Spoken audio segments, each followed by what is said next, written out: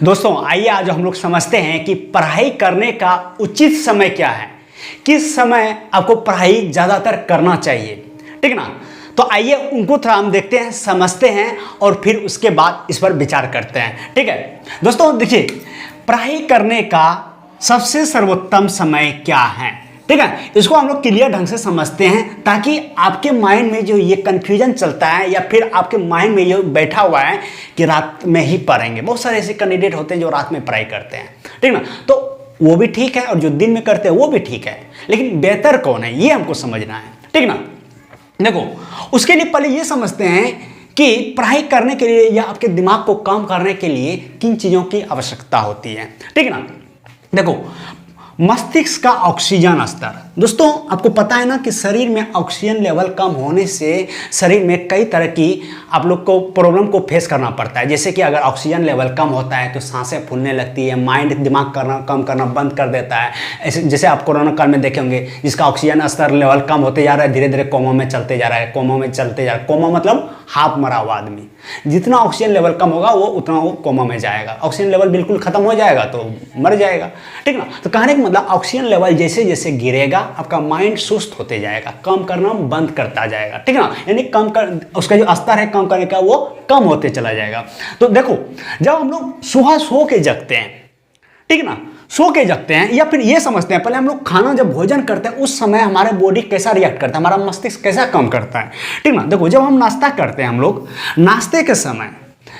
नाश्ते के समय दोस्तों शरीर और मस्तिष्क का जो ऑक्सीजन लेवल है वो 60 से 80% रहता है।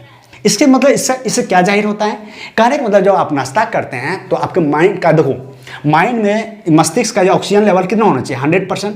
100% कब रहता है, यहाँ पे देखो प्रातः काल यानी सुबह जब हम मॉर्निंग में जगते हैं तो सुबह 4 बजे से लेकर के 6 बजे तक, ध्यान से सुना, जब हम मॉर्निंग में सोकर जगते हैं तो सुबह 4 बजे से लेकर 6 बजे तक दिमाग जो है 100% कार्यरत रहते हैं।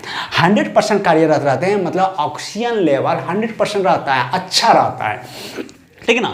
और फिर वही रात्रि में 20% काम करता है। क्यों करता है उसको हम लोग समझेंगे। ठीक ना।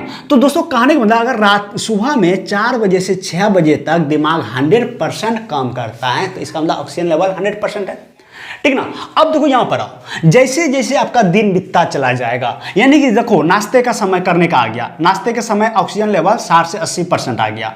जब दोपहर में खाना खाते हैं तो खाना खाने के बाद जो मेरा ऑक्सीजन लेवल है वो 10 से 20% हो जाता है। ठीक ना। रात्रि में जब भोजन करते हैं उस समय ऑक्सीजन लेवल मेरा 30 से 40% हो जाता है।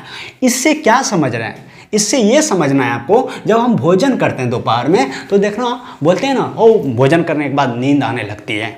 इससे जाहिर होता है कि आपका ऑक्सीजन लेवल वो क्या होता है, कम होने लगता है। ब्लड सर्कुलेशन जो यानी कि आप जो भोजन करते हैं वो सारे ब्लड भोजन को पचाने में लग जाता है।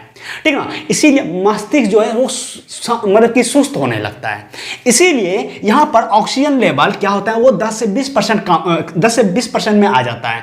उसी तरह रात्रि में 30 से 40% में आ जाता है। लेकिन नाश्ते के समय, नाश्ता मतलब हल्का भोजन, जितना कम भोजन करते हैं ब्लड सर्कुलेशन जितना ज़्यादा होगा उससे ये पता चलता है कि आपका ऑक्सीजन स्तर अच्छा है, ऑक्सीजन लेवल अच्छा है, क्योंकि ब्लड को पहुँचाने के लिए ऑक्सीजन का जरूरत पड़ता है। ठीक ना। तो नाश्ता जब हम करते हैं सुबह के समय तो उस समय जो मेरा ऑक्सीजन लेवल होता है 60 से 80% तक रहता है। ठीक ना।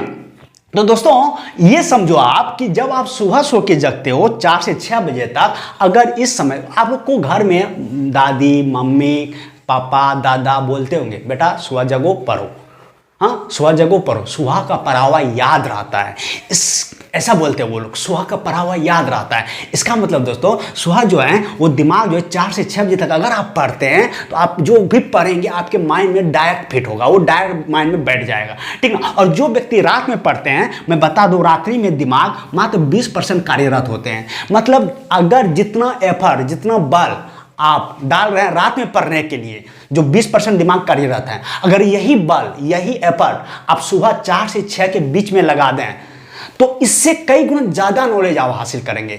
जितना चीज़ें 1 घंटा के अंदर में रात में आप पढ़ेंगे वही 1 घंटा अगर आप सुबह पढ़ते हैं तो उससे ज़्यादा पढ़ लेंगे। और वो जो पढ़ेंगे वो आपके माइंड में बैठा रहेगा, ठीक है ना। इसीलिए सुबह कोशिश करो, इसीलिए हम बोलते हैं ना, मेरा टारगेट सेम था, मैं 10 बजे रात को सो जाना, सुबह 5 बजे जगना। 4 बजे नहीं जग पाते थे एक्चुअली, 5 बजे जगना था, 5 से 6 पढ़ते थे करंट अफेयर। हम आप लोग को बोलते भी हैं सुबह पढ़ो 5 से 6 करंट अफेयर, उसको एक पेपर की तरह रीड कर दो, आपके माइंड में वो बैठता चला जाएगा। उसको याद करने का रटने का झंझट ही नहीं है, सब उसका समस्या का जड़ खत्म। तो ये चीज करो आप लोग, ठीक ना। बाकी अब और देखो एक चीज और मैं बता दूं, अगर ऑक्सीजन लेवल बढ़िया करना है तो उसके लिए क्या करना है, तो गहरी सांस लें, उसके लिए अनुलोम विलोम करें। आप लोग को पता है ना, अनुलोम विलोम करने से आपके अंदर सांस लेने की जो क्षमता है वो बढ़ेगा, ठीक ना।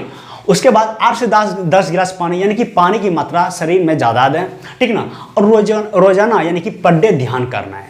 ध्यान करने से आपका मस्तिष्क सेंटर में रहता है। माइंड को जितना शार्प रखेगा, जितना शांत रखेगा, उतने चीज़ें आप शार्प किसी भी चीज़ को सुन पाइएगा और अपने माइंड में रख पाइएगा, वो स्वतः बैठ जाते हैं। नहीं तो आप गौर करना, आप कोई मूवी देखते हैं तो आपका माइंड का वाइब्रेशन जो है वो उस समय माइंड वाइब्रेट नहीं करते हैं, माइंड एकदम शांत रहता है, आप उसको एकदम 100% उस पर फोकस हो जाते हैं। इसीलिए वो बातें आपके माइंड में रह जाती हैं। और पढ़ाई जब करते हैं तो आपके माइंड में कुछ से कुछ चलते रहता है, कभी इधर कभी उधर, यही वजह है। तो इसीलिए हम बोलते हैं ना, पढ़ाई को एक दिनचर्या के तरह ट्रीट कीजिए आप, तो फिर पढ़ाई आसान हो जाएगा, ठीक है। तो इन चीज़ों को समझते हुए आप लोग को अब खुद सोचना है कि हमको पढ़ाई कब करना है।